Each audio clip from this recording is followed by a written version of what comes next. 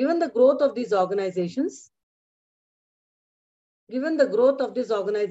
and the pervasiveness of the organizations in our lives, it is not surprising that the psychologists have devoted a great deal of effort in the study of organization. The field of organizational psychology is devoted to this. The present society consists of a larger and complex organization, influencing every aspect of human life across the globe, irrespective of culture, race, ideology, and other differences. As organizations affects the quality of human life in the present society, the study of organization is important for the understanding the human behavior. This study of individuals and organizations is recognized as a discipline, and it is called organizational behavior or organizational psychology. In the following units, we will examine what organization is, critically examine the various metaphors of the conceptualizing organizations, and closely look at the field of organizational psychology with a brief description of its historical development in the 20th century. Organizational behavior is an old concept, as every civilization has taken interest in the structure within the organization. Historical development in the field of organizational behavior, nature and scope of organizational behavior and organizational psychology in the Indian context are discussed in Unit 1, 2, and 3. The following are the units covered in this block, right? So in block 1 now, today we will cover nature of organizational psychology, history of organizational psychology, and organizational psychology in the Indian context, right? So we just have 1 hour and we will try our best to cover all these 3 units in a very, very brief manner. I recommend you to go through the textbooks to understand, because everything is given in your book. So let's look at the unit 1, that is the nature of organizational psychology, where we have the definition of organizational psychology, nature of organizational psychology, facets of organizational psychology, and the contribution of other sciences like anthropology, political science, economics, and sociology, right? So the main objective of this session is to define the concept of organizational psychology, to explain the nature and the facets of organizational psychology, and to know the contribution of other social sciences in the field of organizational sociology. Okay, so let's look at it this way. A man is a social animal, right? He has to live in the society. He cannot be a loner. Thus, individuals are not capable to accomplish their goals without the cooperation of the other persons. A group of individuals coming together to achieve certain goal is termed as an organization. An organization is not a new or a modern phenomena. History reveals the massive structures and temples dating back to 3500 BC, which were constructed to organize actions of many people. These structures suggest that multifaceted organization existed and people worked cohesively towards a common cause. However, the present society consists of large and complex organizations influencing every aspect of human life across the globe, irrespective of culture, race, ideology, and the differences. An organization affects the quality of human life in the present society. The study of organization is important for understanding the human behavior. The study of individuals and organizations is recognized as a discipline, and it is called organizational behavior or organizational psychology. Let's look at some of the definitions that have been given in our textbook, right? So if you look at your pages, I'm on page number 3. You see point 1.2, where you find the definition of organizational psychology given by the various authors. Let's look at 1 or 2 and understand what is the definition of organization psychology. Let's see what Fred Luthans has to say. According to Fred, he says organizational psychology is directly concerned with the understanding, production, and control of human behavior in the organizations. Same way, Davis and Newstrom, they say organizational psychology is the study and application of knowledge about how people act within the organization. It is a human tool for human benefit and it applies broadly to the behavior of people in all types of organizations. And then we have Stephen Robbins telling that it's a field of study that investigates the impact that individuals, group, and structure have on behavior within the organization for the purpose of applying such knowledge towards improving an organization's effectiveness. When we look at Raman, he says it is a branch of social science that seeks to build theories that can be applied to predicting, understanding, and controlling behavior of the work organization. And the last person here is Callahan, Fleener, and Hudson, who says it is a subset of management activities concerned with understanding, predicting, and influencing individual behavior in an organization setting. Okay, so now let's look at what is the nature of the organizational psychology. Organizational psychology is the study of human behavior within the organization. An employee of the organization influences the work culture with his unique personal characteristics. Previous work experiences and social background also come into account. Therefore, at the first level, organizational psychology deals with the unique perception each employee brings into the work culture. The second level of organizational psychology is to understand how employees interact with the large organizations, that is, with the co-workers, with the managers, formal policies, and procedures of the organization. Over a period of time, the employee is affected by his work experience and the organization, as well as his personal experience and maturity. On the other hand, the organization is also affected by the presence and the absence of the employee. Therefore, it is important that the organizational psychology examines the ways in which the individual and the organization work together. Thus, organizational psychology investigates human behavior within the organization, the individual organization, interaction, and the organization itself.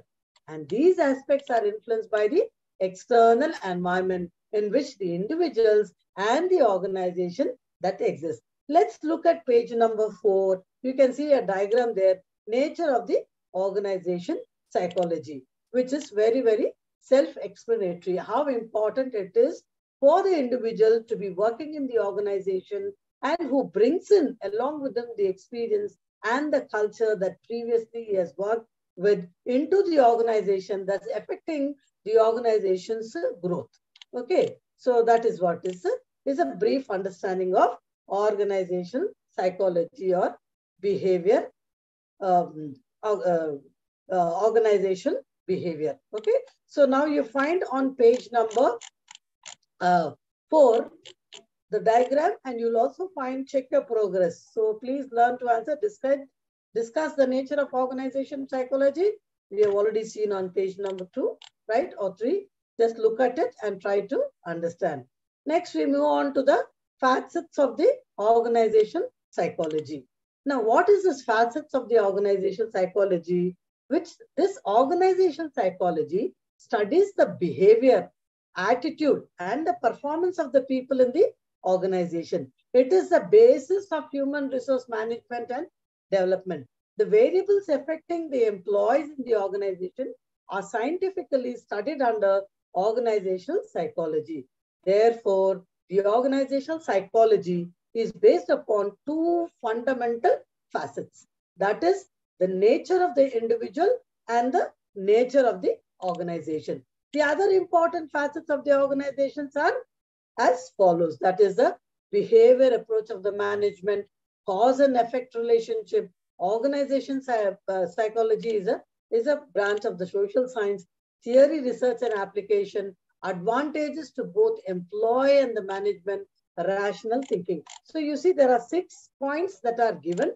Please go through each of the point. It is very simple to understand. See, for example, if you just want to understand what is behavior approach to management, it is nothing but which lays emphasis on the human behavior in the organization. It is a part of the overall management which represents the behavior approach to the management. When you look at the cause and effect, it provides generalization of the management which can use to anticipate the effect of certain activities on human behavior. That is predicting the behavior of the employees by understanding the causes. And then we look at the organizational psychology as a branch of social science.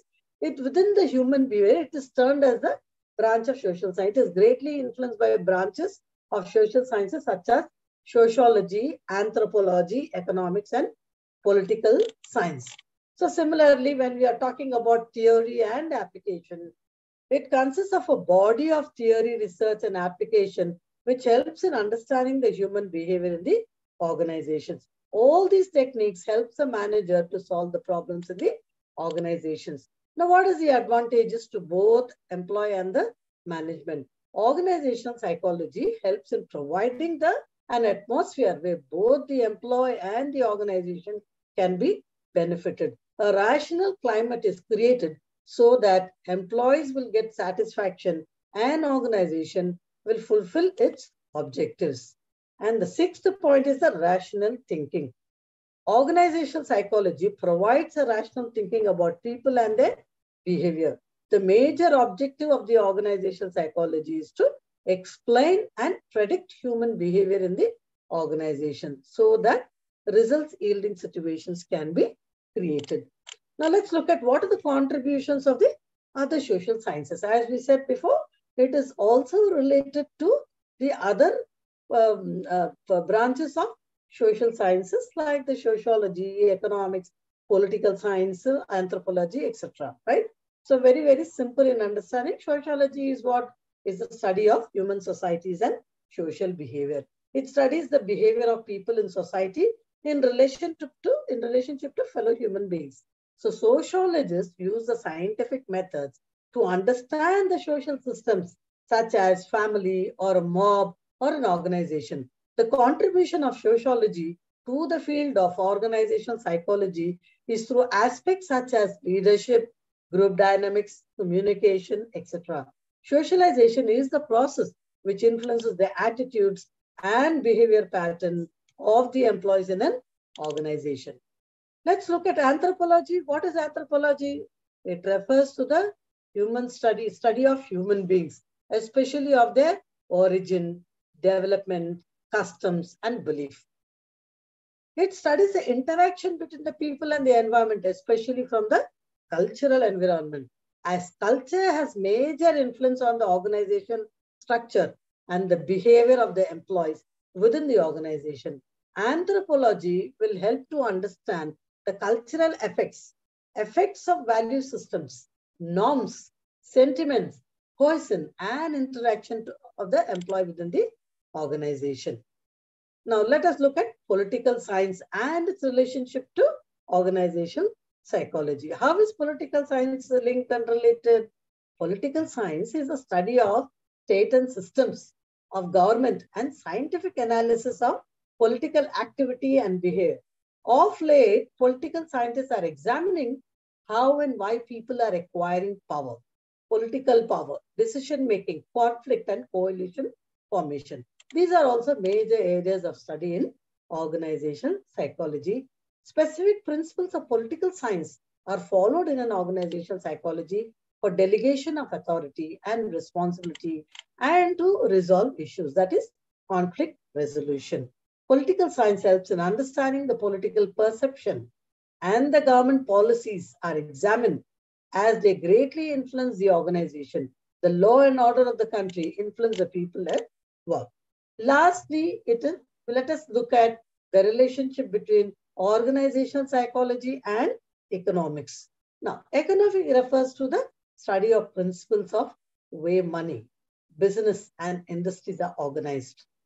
Economic contributes to organizational psychology in the aspects such as labor market dynamics, productivity, human resource planning, forecasting, and the cost-benefit analysis. The economic conditions of the country have long-lasting impact on organizational psychology. If psychological and economic expectations of the employees are met, they are satisfied and they become high performers in the organization. Okay, so with this, we end the unit 1, right? So just look at your page number 6 and you'll check your progress compare your answers with one at end of the unit. Discuss briefly the contribution of sociology in the field of organizational psychology. So just as we have discussed before, discuss, and when you are writing in the exam, make sure that you are defining what is organizational psychology, you are defining what sociology, and then you are interlinking both of them. And that's how you write that answer. Next, you take economics and organizational psychology. Similarly, how we have written for sociology, similarly, you will also write for economics and organization psychology. So your textbook in the page number 6 has given a summary of what we just now learned. Students, please go through this textbook.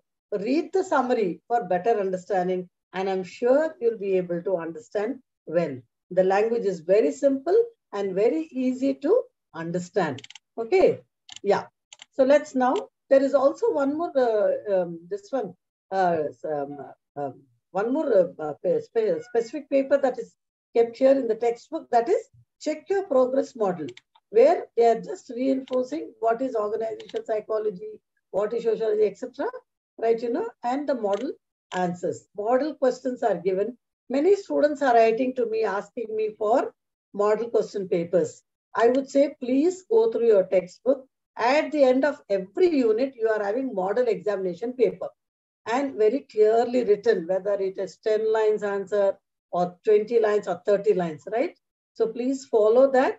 And if you are able to answer all these questions after every unit, which means to say that you are able to write it, right? Okay, so very good. Now there are also multiple choices. Kindly try to answer these questions at the end of the unit, and also see if you can tick the multiple choice questions and the fill in the blanks too. There is also match the following. And for any difficulty, there is also a glossary for difficult this thing, and books are also being suggested. If you are interested in organizational behavior or organizational psychology, there are books that is suggested at the end of every unit. So kindly see if you can go through. So with this, we end the unit 1. Now, let us go to unit 3, because that is our goal. For today's session, we will complete unit 1, unit 2, and unit 3, because we have 5 blocks and we have 5 sessions. So today's session, we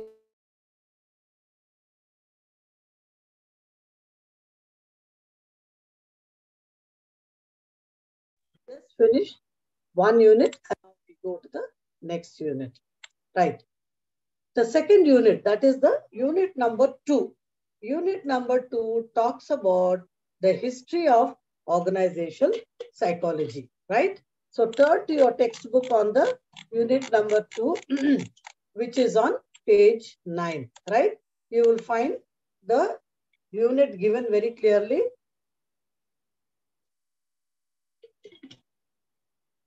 History of organizational psychology. You have the whole contents, objectives, introduction, early years, the classical schools like the Taylor scientific management theory, Fayol's administrative theory, Weber's bureaucratic, and human relations approach to organizational behavior. And then, as usual, like the other units, you also have the summary, you are checking your progress model, model examination, question, glossary, and further reading. Okay. So now, let us understand what are the objectives for this unit. Now, after studying this unit, we will be able to discuss the historical background and organizational behavior. That is the first objective. The second objective is to explain the scientific management theory. The third objective is to describe the concept of bureaucracy. And the fourth one is to know the features of human relations approach, right? Okay, so whenever people work together, right, numerous and complex factors interact. The discipline of organizational behavior attempts to understand these interactions so that the managers can predict behavior responses. As a result, manage the resulting outcomes. Organizational behavior is an old concept, as every civilization has taken interest in the structure within the organization. The historical development of this field of organizational behavior consists of various factors. Okay. And before that, let us look at the early years, how this organizational behavior has come into being.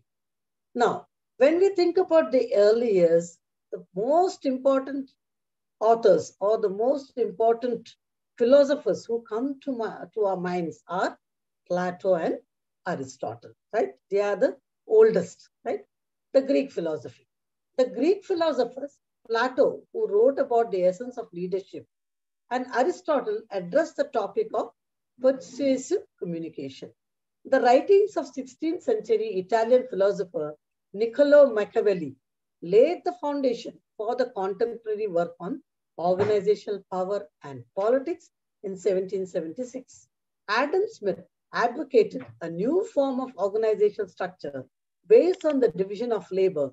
With the Industrial Revolution of the 19th century, a large number of people have been required to work together in manager-subordinate relationships. Prior to this, many large organizations did exist, were military ones, in which authority of the leader was supreme and practically unquestioned, since membership was not voluntary. Behavioral problems were relatively easy to deal with these conditions. It is certainly no accident that much of the current knowledge about human behavior has been derived from the organizations in which influencing behavior consists of more than just giving others. Famous industrialists like William C. Durant, Henry Ford, Andrew Carnegie, and John D. Rockefeller were men of brilliant managerial qualities necessarily for the initial stages of industrialization. However, when the Industrial Revolution began to mature and become stabilized, this approach was no longer appropriate. Okay, now we move to the classical school. The classical writers viewed organization as a machine and human beings as components of that machine. They were of the view that efficiency of the organization can be increased by making human beings efficient. Their emphasis was on the specialization and the coordination of activities. The pillars of organizational theory, according to classical schools, are explained below. Now, according to the classical writers, the organizational theory is built around four key pillars: division of work, scalar and functional processes, structure, and span of control. Let's look at each of this. Division of labor. What does it mean? Division of labor implies that work must be divided to obtain specialization with a view to improve the performance of workers. The classical theory rests on the assumption that more a particular job is broken into simplest component parts, the more specialized a worker can become in carrying out his part of the job. Various activities of a job are specified and subdivided into different components so Excuse that... me, madam. Yes, ma'am. I am Mrs. Japamala. I need Yes. to take now this educational psychology. So you The have to timing join in elective B, it seems. Sorry, ma'am. Your password is different. You have joined in elective A. So sir told me to join you to join in elective B. I will check, ma'am. I will just check. I will check because I found this. I thought it is mine. Okay, ma'am. I'll just check. Okay.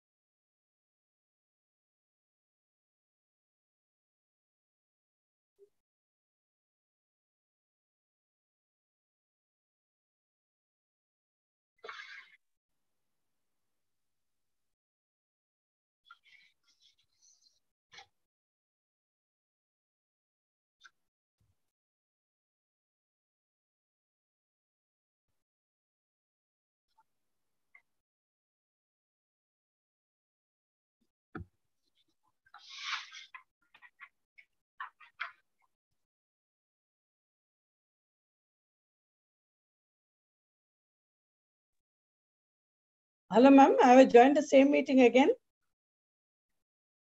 Sir told you to join the B1, Elective madam. B, na? Yes. This is Elective B, no, ma'am, which I joined now. Okay, I am able to see you in this only. Same, huh? Yes. Okay, ma'am. Coming there. Elective B, password 146612.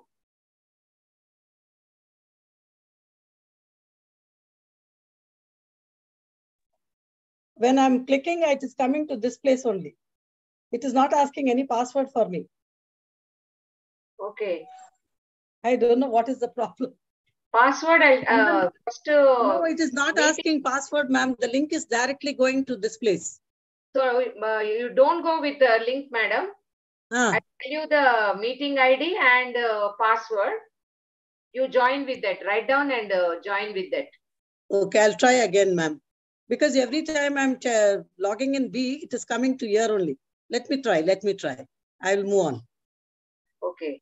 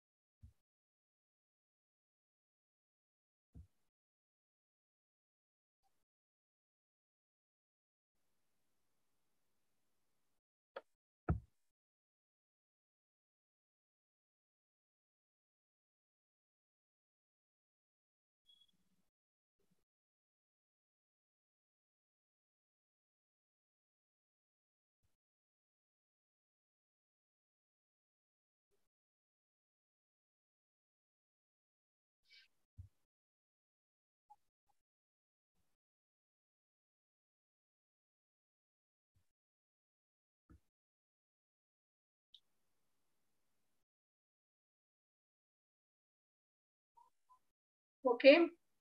Good afternoon, everyone. Today, I'm going to discuss about educational psychology and aims of education in relation to individual and society. What is education?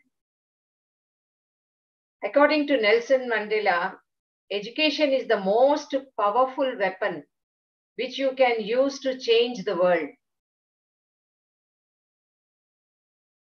It is the most important and powerful instrument to shape and desirably mold a human being. Education is the root cause for any change which takes place in the social, cultural, spiritual, political, and economic aspects of human beings.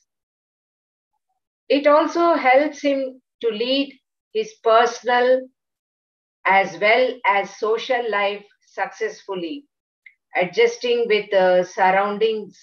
We may say that education is the means which help an individual to adjust with the varying environment to fulfill his necessities and objective of life.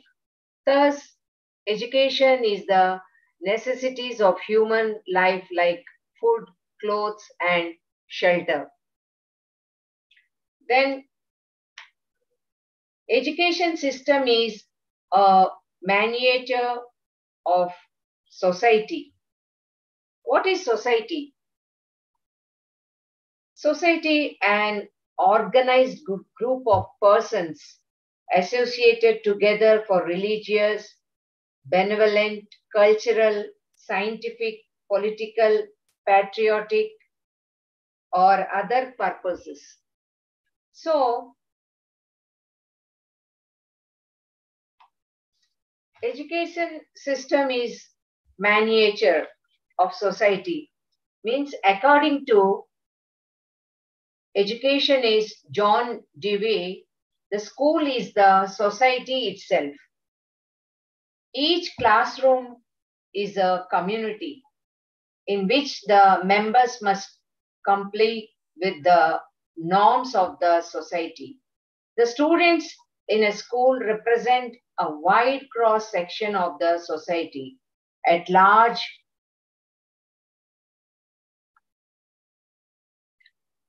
cutting across barriers of economy, class, religion, color, or creed. And next point, education is inseparable from the society. A teacher is the linking agent between the miniature society, that is education, and the real society. Education is the most important and powerful instrument invented by humankind to shape and mold himself or herself in a desirable manner. Every pilot has a route chart and set timings of landing at a predetermined destination.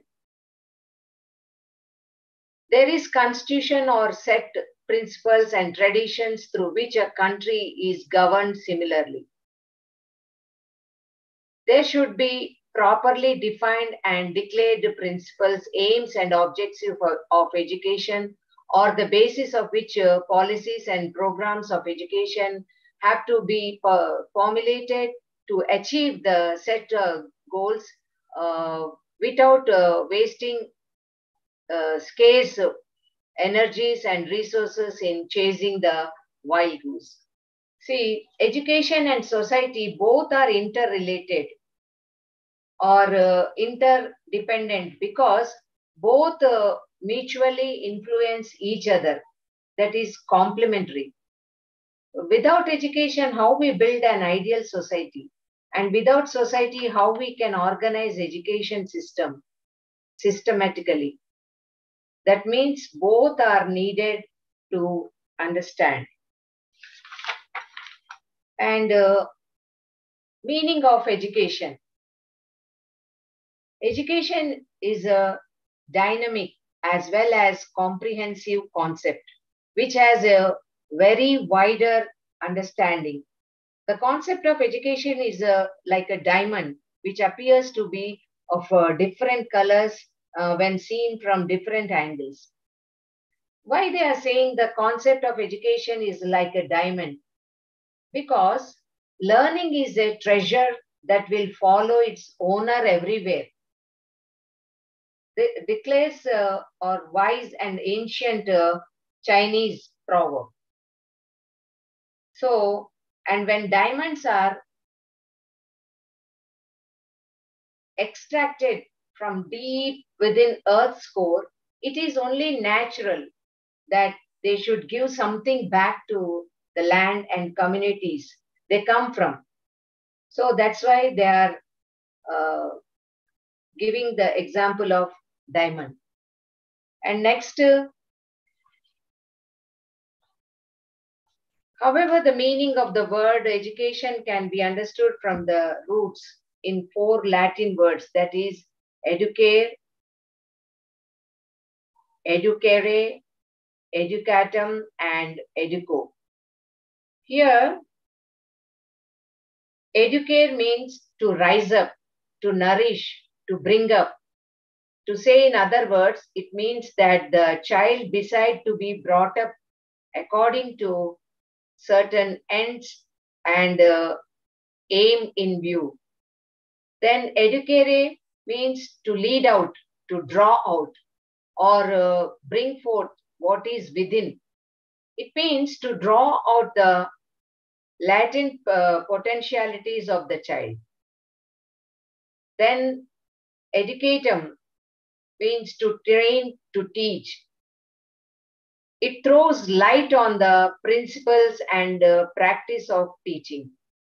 To then educo means to draw out or to lead out. It is the combination of 2 words, e and deco. Means e stands for out of, and deco means to draw out or lead out the inner power of man. Every child, every human being has their own talents, skills. So to bring out all these, education is necessary. From the above derivation of the education, we can understand that education is the drawing out of inner capacities of the individual to develop his personality to the full extent by training or teaching. So it is the traditional meaning. So in order to understand the concept of education, educational thinkers have interpreted and classified the meaning of education into 2 main categories, narrow and wide concept. So, what is narrow and wide? See, according to S.S. Mackenzie, in the narrow sense, education may be taken to mean any consciously directed effort to develop and cultivate powers. James Driver, education is the process in which and by which the knowledge, character, and behavior of young are shaped and molded. On the other hand, the wider meaning of education, it is to viewed as a lifelong process which starts from the womb and ends up in the tomb. Every time we say that from womb to tomb we are learners. And then next point, Mahatma Gandhi said, by education, the all-round drawing out the best in child and man, body, mind and soul. Gandhiji insisted that education develop all aspects of individuality harmoniously. He also believed that one of the essential aims of education is the moral development or character development. Gandhiji wishes that every child should grow into a divine human being by realizing godliness in himself. And according to John Dewey, education is the development of all those capacities in the individual which enable him to control his environment and fulfill his possibilities. Education is a social process. Education is growth. Education is not a preparation for life, but is life itself. So, meaning of education in India, according to the ancient Indian educational thinkers, the term shiksha has been derived from the Sanskrit verbal root shas, which means to discipline, to teach, to instruct, or to control. Thus, Siksha means education which denotes the act of teaching or instructing. Another term, Vidya, has also been derived from a Sanskrit verbal root, with. With refers to education which implies knowledge. We find four words, Siksha, Adhyana, Vinaya, and Prabodha in the Indo-Aryan literature. These words correspond to the modern word education. Indian thinkers have placed a special emphasis upon the development of spiritual aspect of education in addition to the overall learning.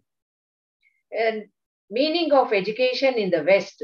The meaning of the education in West is found in Plato's work, in which he says education is a lifelong process, starting from the first year of childhood and lasting to the very end of life. Not even from the first year, from the womb, the baby will learn what is happening outside of the world.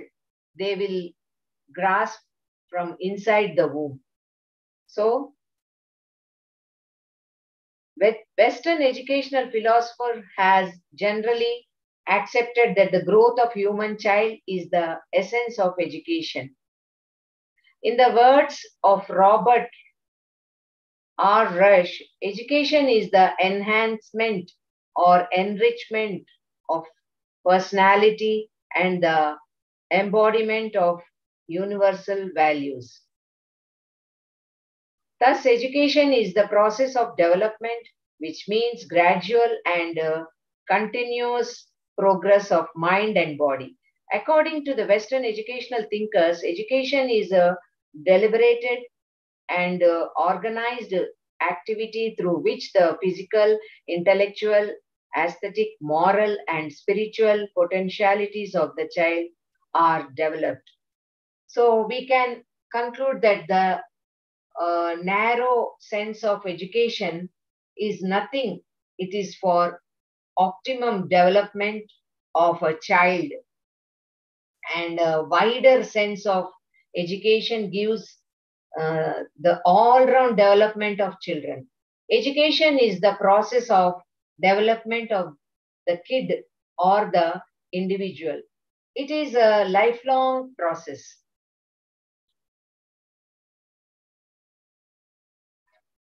Then, general aims of the education. Education is a purposeful and ethical activity, and each activity as aspect has some aim before it.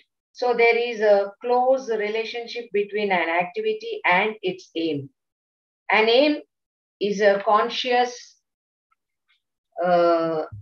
purpose which we set before us. An aim is a foreseen end that gives direction to an activity or motivates behavior. General aims of education. Each individual teacher has an opinion about what the aim of education should be, not only in their own classroom, but also in school in general.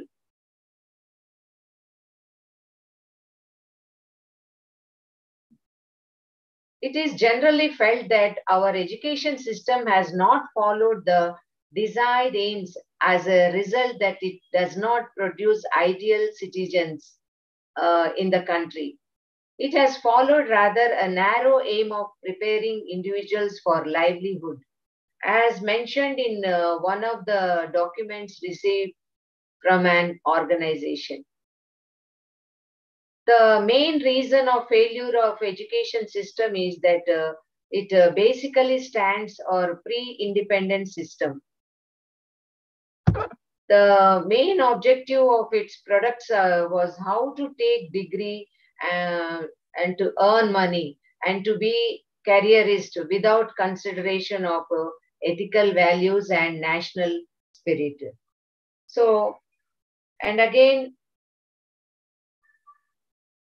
following this list of different aims of education that individuals might espouse to develop social skills, to teach students the art of living, and to learn how to learn. Means some teachers focus on their own subject matter as or subject matter as being more important than others, even though um, they might not normally mention this out loud. Their action speaks louder than words. What does it mean, action speak louder than words? In this expression, actions are more important than words, or rather, what someone does has more value than what someone says. For example, a husband can say to his wife, I love you, over and over again. But if he never does anything to show her he loves her, then his words become empty or less meaningful. So,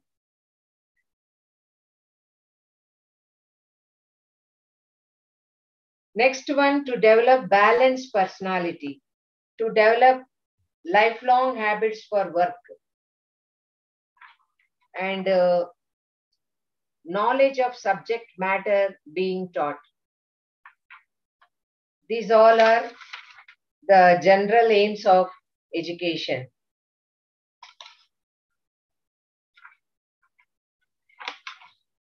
And next, individuals' aim of education in relation to self. Page number 6.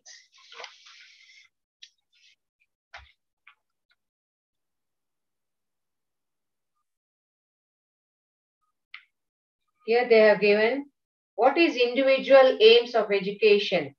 It means that education should develop individuals according to their interest, capacities, and specialties.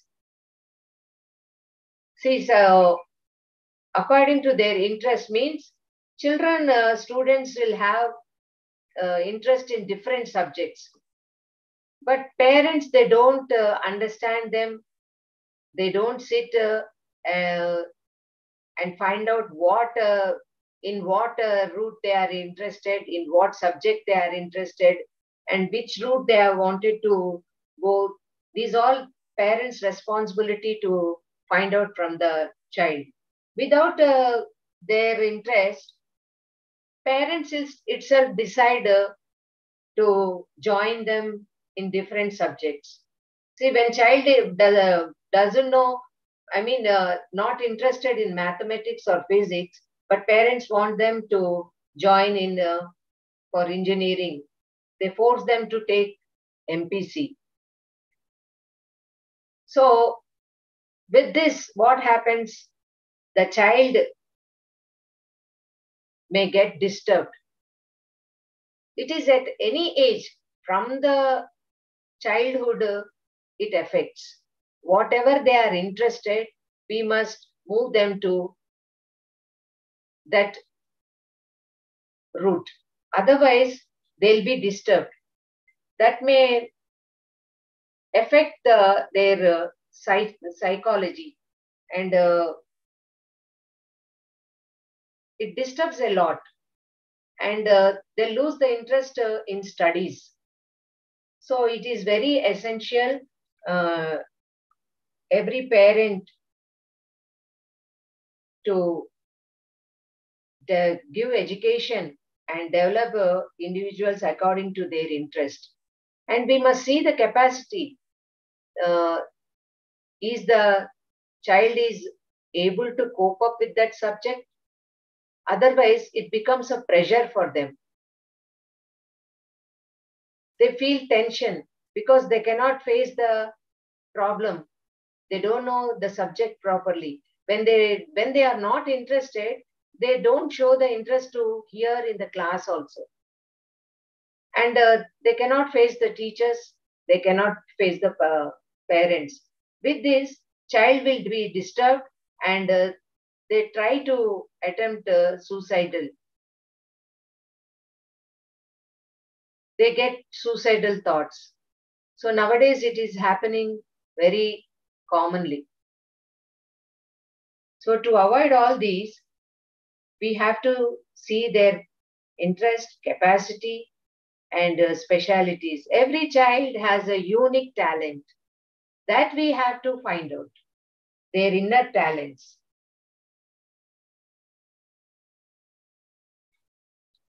And meaning of individual aim. What is the meaning of individual aim? In the narrow sense, individual aim of education is given name like self-expression, all-round development of child's power and natural development. All-round development. It is important that children understand communication not just through speaking, but also by using body language and gestures. It is crucial that a child's learning, understanding, problem solving, reasoning, and memory skills are enhanced through various activities.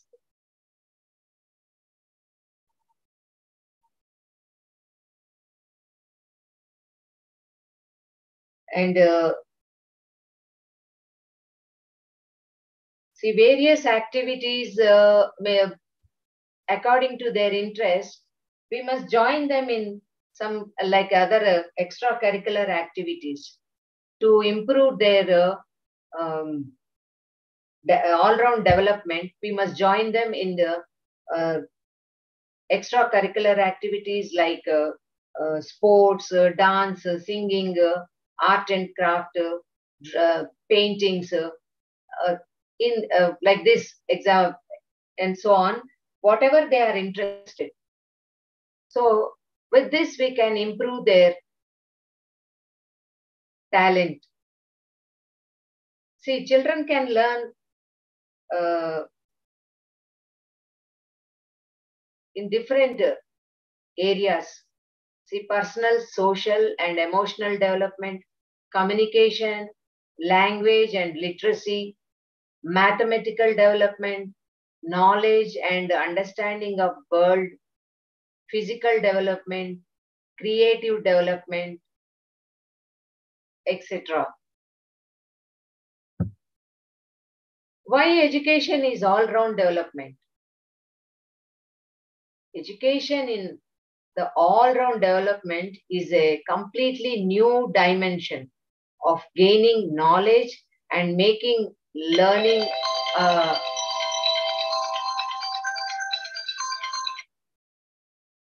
more convenient process. Then arguments in favor of individual aim. Here they have given the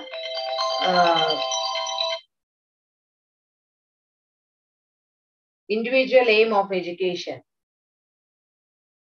Based, what are those they have given? If you go through these points, they have given very briefly in a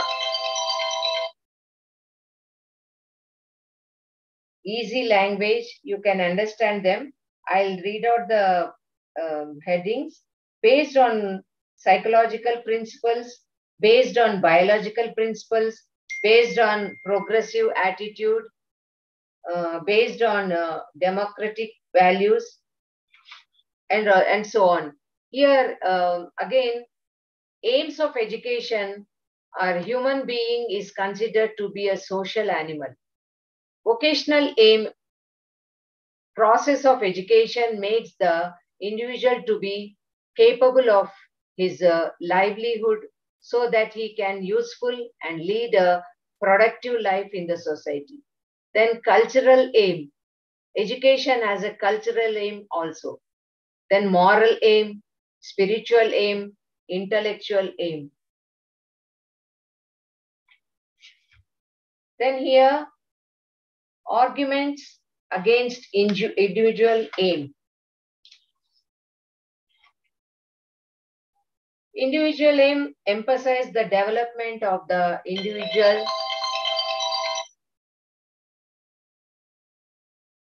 individuality of the learner according to his natural tendencies.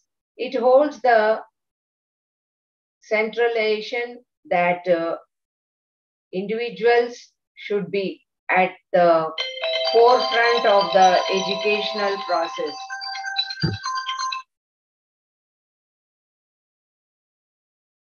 Here they have given the advance against individual aim of education, possibility of social designation, not applicable to real life, encourages individualism, disregard of social obligations, disregard of ethical values, and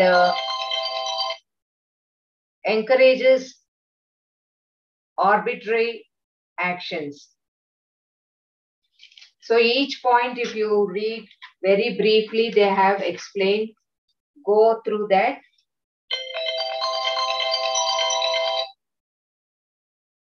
Then social aim of education. Man lives and gets his needs satisfied only in the society. Aristotle, the great Greek philosopher, said that man who does not live in the society is either a god or a beast. According to the social aim of education, the individual has to be prepared as an integral part of the society. There should be full control of the society over the individual. The extreme form of social aim of education views the state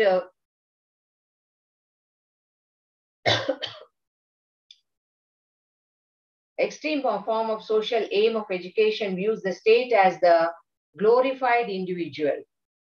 The state, therefore, must have absolute control over the lives and activities of the individuals. Education is the means of exercising this control. The will of the state is to be reflected in the curriculum, methods, and materials of the education system. Education is for the society and of the society. The function of education is for the welfare of the state. The state will make the individual as it desires. It prepares the individuals to play different roles in society.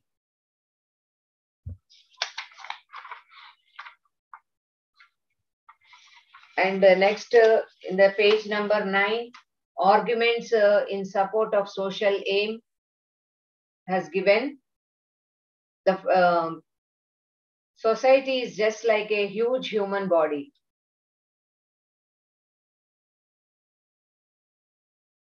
Just as all parts of the body get sustained from the fulfillment of all the needs of the body, much in the same way each individual is benefited. The whole society gets developed in all its aspects. Each individual born with animal or raw instincts according to the heredity phenomenon.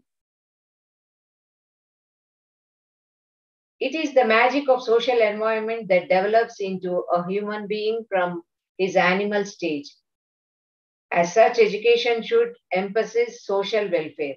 Culture and civilization are born and developed in society. Hence, it is the duty of every individual to serve society in order to maintain and develop both. Society or state is an indispensable need. In the words of Raymond, an isolated individual is a figment of imagination. Society provides opportunities for the individuals to live together in groups. So, arguments against social aims and of education. Here they have given the some arguments: unpsychological base, discourages individual freedom, discourages development of ethic values, discourages intellectual and moral development, encourages national jingoism. Then importance of education aims.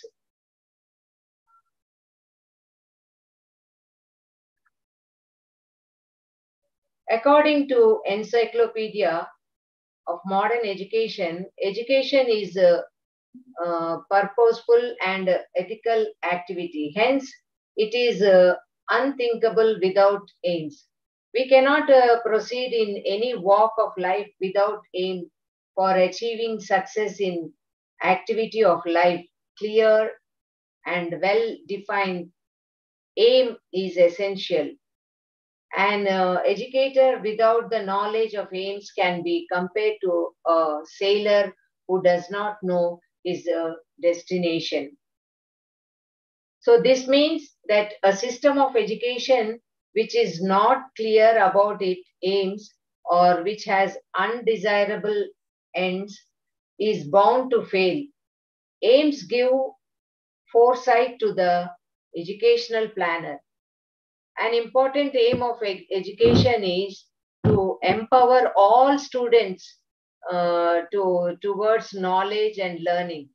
Democratic values of equality, justice, freedom, respect for human dignity, and rights based on sensitivity to others' well being and feelings, together with increasing knowledge and understanding of the world. Aim is important to every individual to achieve something in their life. Without aim, it is impossible to make a goal and work hard to achieve it. So, while Dewey disliked the use of the term aims in its usual sense because it implied an end, and Dewey saw on final and permanent end to education. He did set down three characteristics of good educational aims. They were: an educational aim must be found upon the instinct, activities, and needs of the given individual to be educated. An aim must be capable of translation into a method of cooperation with the activities of those undergoing instruction. It must suggest the kind of environment needed to liberate it and to organize their capacity. Educators have to be on their guard against ends that are alleged to be general and ultimate. Every activity, however specific, is of course general in its rampant connection of possible future achievements. The less his present activity is tied down to a small number of alternatives. There is a great necessity of aims in education because of the following reasons. The reasons are to direct efforts, to evaluate ourselves, and to evaluate the existing conditions, to provide efficient school administration. Then next, coming to factors determining educational aims.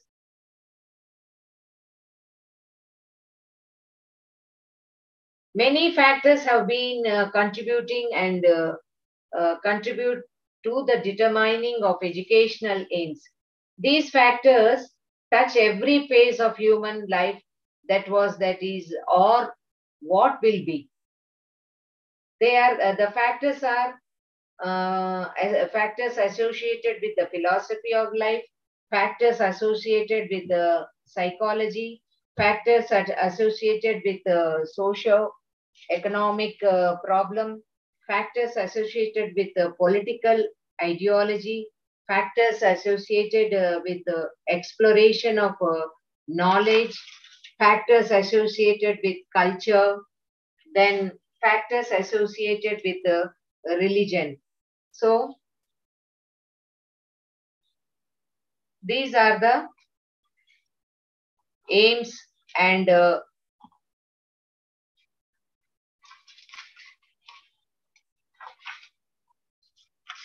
objectives of the education psychology and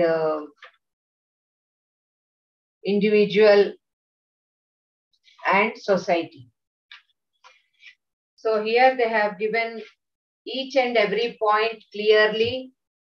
If you go through this lesson, this unit, every point is important. Read properly, you can understand them. And here they have given the summary. Go through the summary.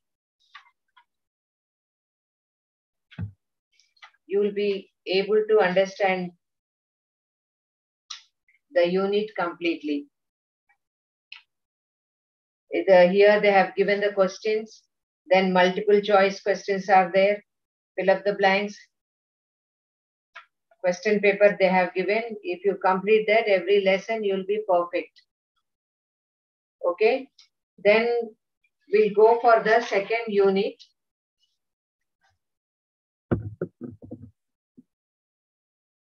So already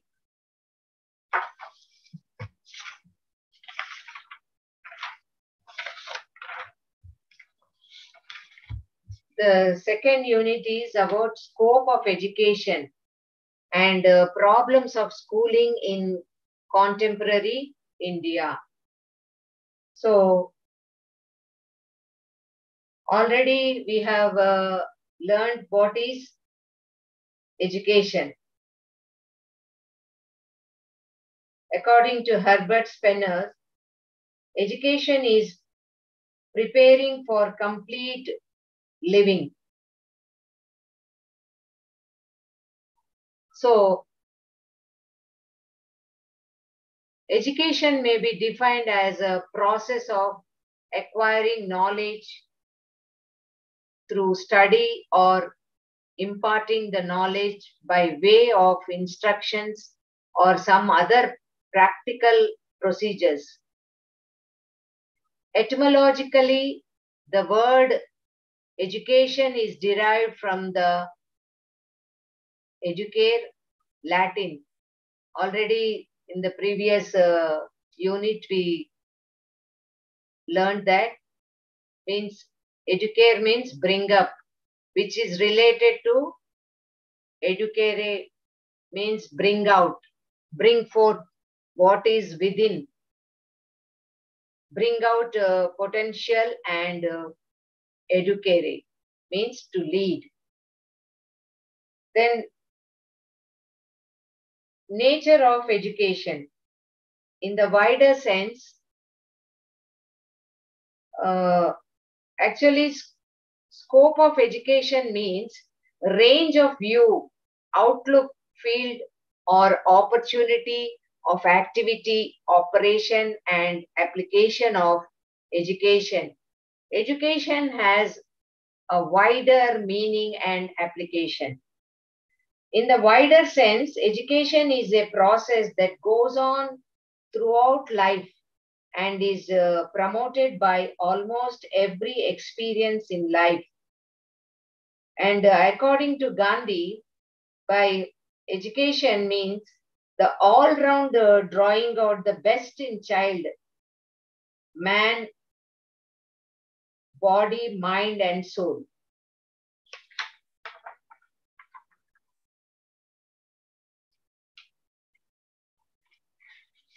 Then formal education is linked with schools. Here they have given lifelong process. See, what is education? Education is a lifelong process. Education is the sequence of learning through the medium of experience, which is required through formal, non-formal, and informal institutions, and continue up to death. So what is formal education? Formal education means it is linked with schools and training institutions. And non-formal means with community, groups, and other organizations. And informal, that covers what is left. Example, interaction with friends, family, and colleagues at our workplace and all. So then education is a dynamic process. Means education is related to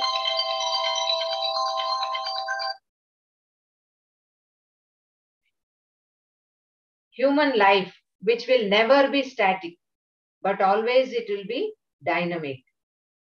Then education is individual development. Education is related to the process of individual development through 7 dimensions. What are those 7 dimensions? Physical, mental, aesthetic, moral, spiritual, social, and economic development. And education develops child's innate power.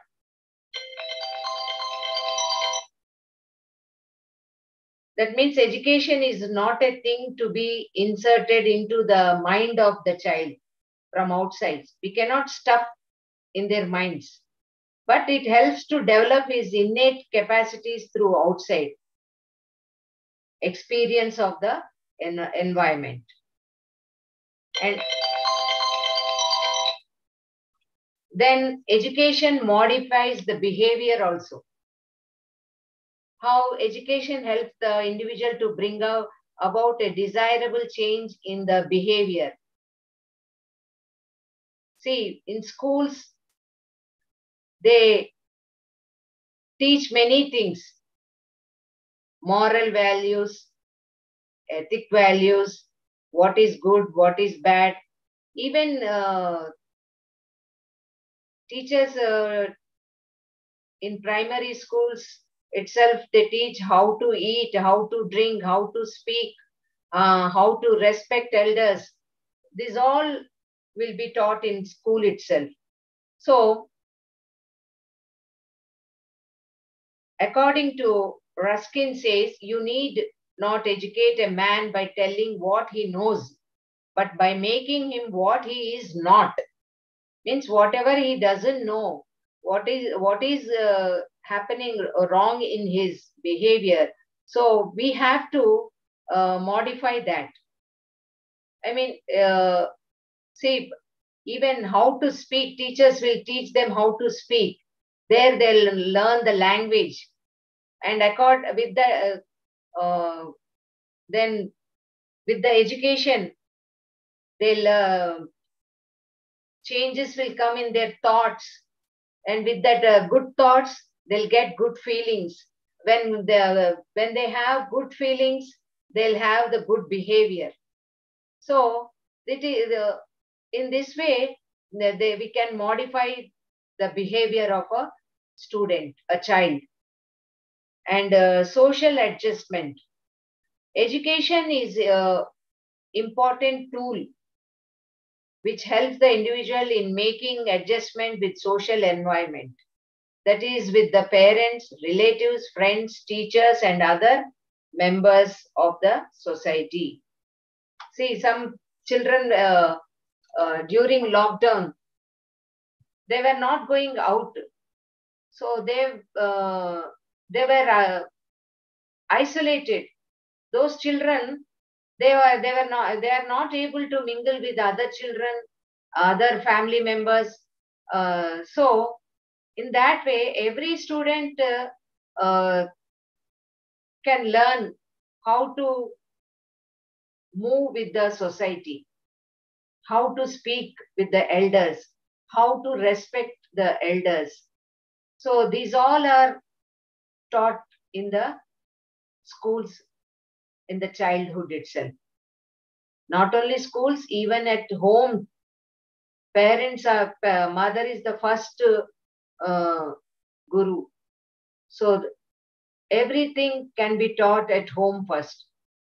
From there, with the education, they can learn more, their habits, language, respecting elders, and adjusting in the society. All these and moral values also they learn in the education, through education. Then bipolar process. John Adams calls it a bipolar process. In this process, there is a constant interaction between the teacher and the taught, and the impact of personalities like two poles interacting with each other. This is interaction between teacher and the taught. And then tripolar process. Education is also regarded as a tripolar process involving the interaction of the personality of an educator with that of the educand in a social setting, which modifies the behavior of the educand. See here, educator, educand, and environment. See in that figure 2.2, you can see the tripolar process. Then education in direct and indirect process. Education is said to be a direct process when the teacher and the taught are in direct contact. And it is an indirect process when pupils receive education from a distance, means non-formal and informal. In addition to the above, enrichment of experience, goal attainment, theoretical and practical in nature. Demand of a modern age, scientific nature of education and instrument of social change are the other aspects that comprise the nature of the education. So scope of education, already I told you, scope of education refers to the breadth, range, extent, comprehension, and variety of learning experiences to be provided in the educational process. Education is a lifelong process. In fact, every day and every minute, step by step, we learn from every source of formal and informal organizations. Therefore, the scope of education is very vast. It is as wider as this world and as ancient as the history of this mankind. So one can imagine that the entire life of the individual come under the study of education. It also involves the aesthetic, cultural, and social, spiritual, mental, physical, and vocational development of the individual.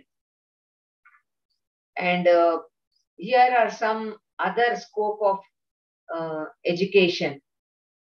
Those are educational philosophy, educational sociology, educational psychology, educational technology, educational administration, educational measurement and evaluation, comparative education, special education. Special education means they are relative to this, what do you say, uh, education to deviant groups of the society, handicapped or backward and talented or superiors. Then history and problems of education and other fields also of study means other fields of study means, for instance, like education and vocational guidance, library education, non-formal education, health education, professional and technical education, etc. And many more are there. Then interdisciplinary nature of education. What is interdisciplinary nature of education? It makes use of disciplinary approaches to examine topics, but pushes beyond by taking insights from a variety of relevant disciplines, synthesizing their contribution to understanding, and then integrating these ideas into a more complete and hopefully coherent framework of analysis. Due to the different identities, it is not easy to place education in any one of the category of classification of discipline. Education seems close to two of these categories. They are education as social science, means social sciences include such disciplines as anthropology, archaeology, economics, geography, history, linguistics, uh, political science, psychology. Then next second one is education as a professional or applied science. Professional sciences deal with a certain profession. They are agriculture, architecture, and design, then business management, medicine, engineering, journalism, information technology, and others. So, in this way, uh, interdisciplinary education is uh, developed. Then next one is, what is the interdisciplinary nature? Interdisciplinarity or disciplinary studies involves the combination of multiple academic disciplines into one activity. It draws knowledge from several other fields like sociology, anthropology, psychology, economics, etc. And it is about creating something by thinking across boundaries. Then coming to problems of schooling in contemporary India. See, India is one of the developing countries in the world. India has been multicultural, multi-religious, and multi-linguistic society. It is seen that the number of educational institutions have increased from 1951 to 2013. However, the contemporary India faces number of socio-economic challenges and issues which have been increasing at an alarming rate.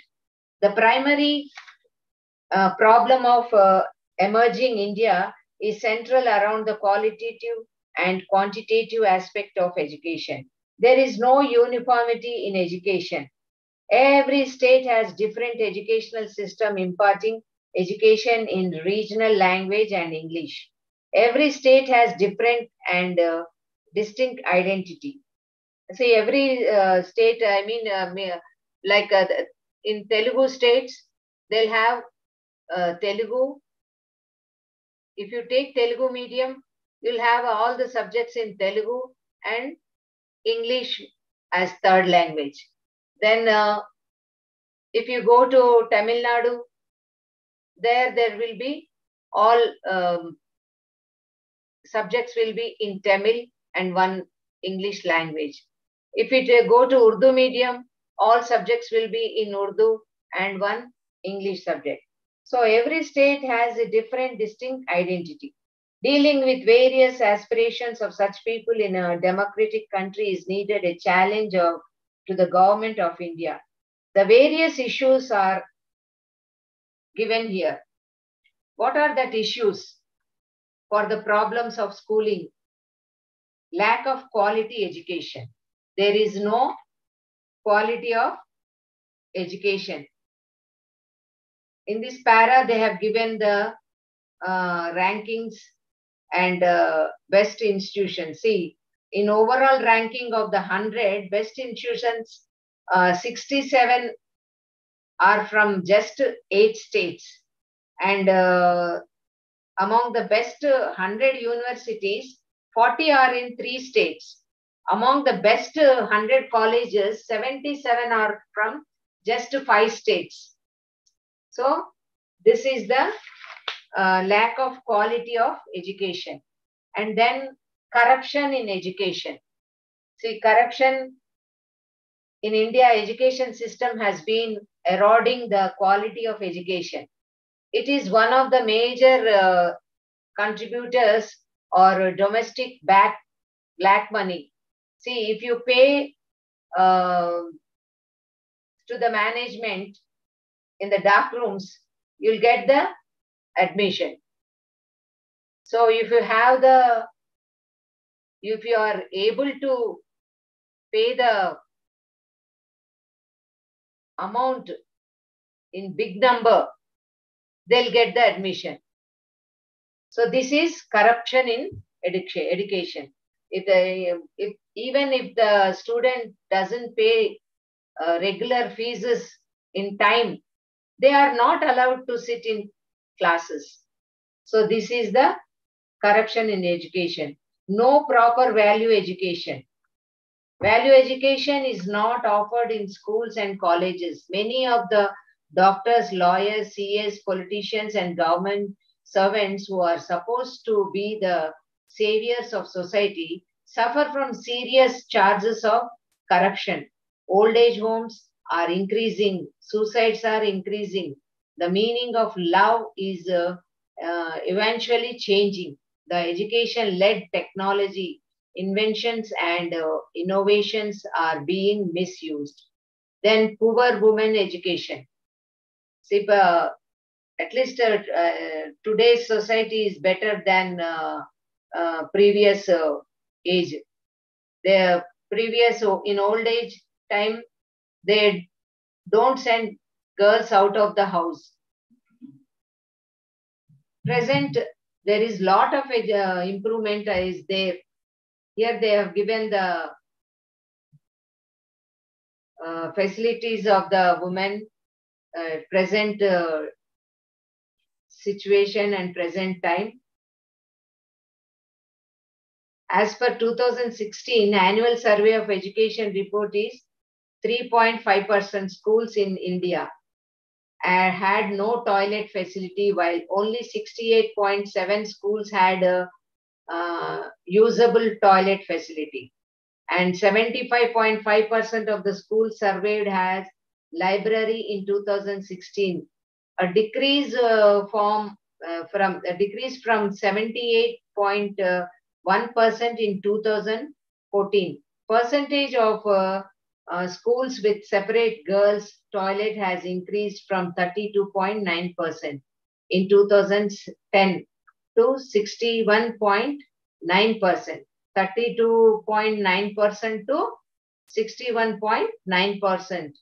In 2016, 74.1 schools had drinking water facility and 64.5% of the schools had playground.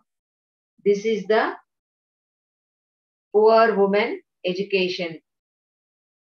Then curriculum issues, then public school workforce absenteeism, then wrong societal outlook, rote learning. See, rote learning means just ratifying. There is no meaning. Without meaning, they will be by-hearting. And even parents also, They don't bother from morning to evening. If the child is outside of the house, मेरा बेटा बहुत अच्छा पढ़ रहा, morning 6 बजे से शाम का 6 बजे तक अच्छा पढ़ती, పొద్దున 6 గంటల నుంచి రాత్రి 6 గంటల వరకు, సాయంత్రం 6 వరకు స్కూల్లోనే ఉంటాడు. What they are doing? Just ratifying. This is the rote learning, which is good rote learning or meaningful learning. So meaningful learning is better than rote learning. I think you had in your practical classes. Then pressure of marks. See, parents are not bothered about the child's knowledge. They are bothered only of the marks. So when child is very smart, intelligent, parents want the marks. So in this, what happens? The child get tensed due to the pressure of parents. Because, see, for example, two students are there, same answer they might have written, same matter, same meaning, everything, but one got 3.5 or 3 out of 5, and one got 4 out of 5. Why? There will be some differentiation in writing or outlooking or something. When teacher see that answer, the impression of that answer may take little more marks. So that is not correct. But answer is, but the child says, I have written everything, I learned everything, whatever I learned, everything I have written. But there will be differentiation in for handwriting or some other things and all. So we shouldn't go for the marks. The pressure of marks also leading the students for ranks and all. They are afraid of the studies. They are fear of going to the classes, and then suicidal thoughts also they'll be getting. And then selection of subjects. Sometimes students doesn't select the correct subject because of the parents. Forcibly, they are making the students to take unwilling subjects. And sometimes even students doesn't know what subject to select. According to their knowledge, according for the future development, they have to choose the subject. Without of knowledge, without of differentiation of subject, they are blindly choosing the subject. So that is also affects their education. Previously, in the university itself, 4-5 students came for practical classes. They asked for the timetable of practical classes, and they are not able to attend because they live so from in villages. So from that place again to come for the regularly practical classes, it is a little difficult. So instantly they change their minds from psychology to some other subject. So that is the selection of subject affects the education. Then lack of individual attention. Attention also most important. Indian education needs to realize that the absorption power of every student cannot be the same. So the teaching method also cannot remain the same for every student in a class of 30. So some students may have grasping power very quickly, and some may be normal stage.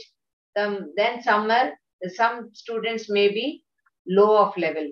So teachers must have a keen eye on observing each of their students. So this lack of individual attention also affects the education. Then value education. Education is not always about becoming a big, rich person. It should be about humanism. Students must also be taught in depth about the morals of life and inculcated with the inculcated with the humanistic values. See, some schools they doesn't teach any moral values. Only subjects they'll teach. In some schools, it is very essential and must. They'll have weekly once or twice. They'll have value education. But most of the corporate schools, they don't have this moral education subjective. So with this system starts taking these points in serious consideration, it is possible to attain the level of the best education system in the world itself. Then solutions to the problems in schooling and education. See, to solve the problems, there they have given some solutions. What are those? Give more significance to primary and secondary education. Primary education is the backbone of education. Not only backbone, it is the foundation. So foundation. So education system of the country.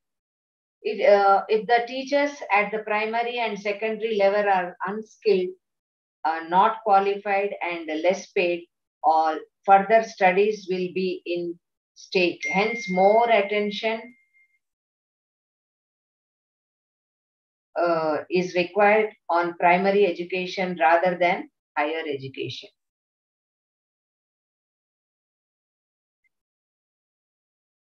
Then second one, give importance to technology in education.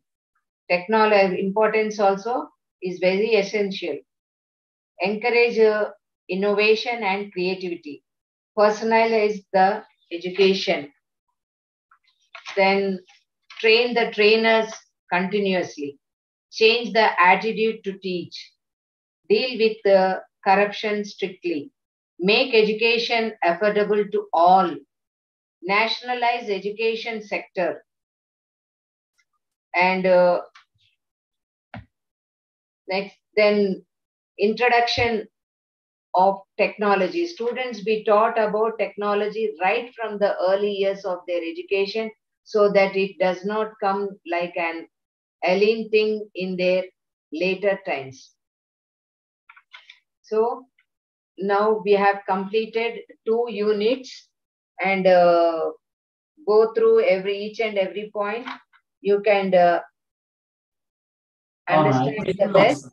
Hello, madam. Time up, madam. We need to class another class. Okay. We need to start. Okay. Okay. Thank you. Thank you, sir.